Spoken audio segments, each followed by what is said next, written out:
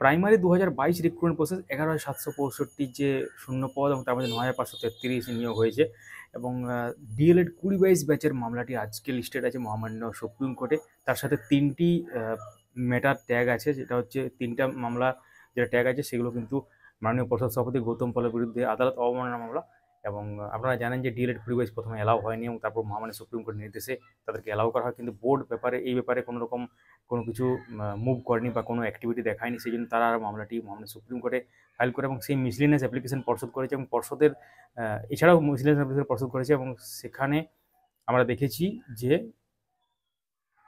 শূন্যপদটা কীভাবে তারা এক্ষেত্রে চাকরি কীভাবে দেবে সেই তারা ব্যাপারটাকে ক্ল্যারিফাই করার জন্য বা যে অ্যাপ্লিকেশনটা করেছে এবং সেই মামলার শুনানি আছে এবং তার সাথে 3টি মামলা ট্যাগ আছে, যেটা হচ্ছে আদালত অবমাননা মামলা মহামান্য পর্ষদ সভাপতি গৌতম পলের বিরুদ্ধে। তো এই মামলাটি আজকে 27 নম্বর সিরিয়ালে মহামান্য সুপ্রিম কোর্টে আছে। এখন দেখার বিষয় কী হতে চলেছে, সঙ্গে থাকুন। এবং এই ভিডিওর নিচের দিকে একটা লিঙ্ক আছে, ওই লিঙ্কে ক্লিক করে পুরো ভিডিওটা আপনারা দেখতে পারবেন, কেস ডিটেলস যে মানে কেসের যে বিষয়বস্তু সেই সম্পর্কিত। সঙ্গে থাকুন চ্যানেলটিকে সাবস্ক্রাইব করে। ধন্যবাদ।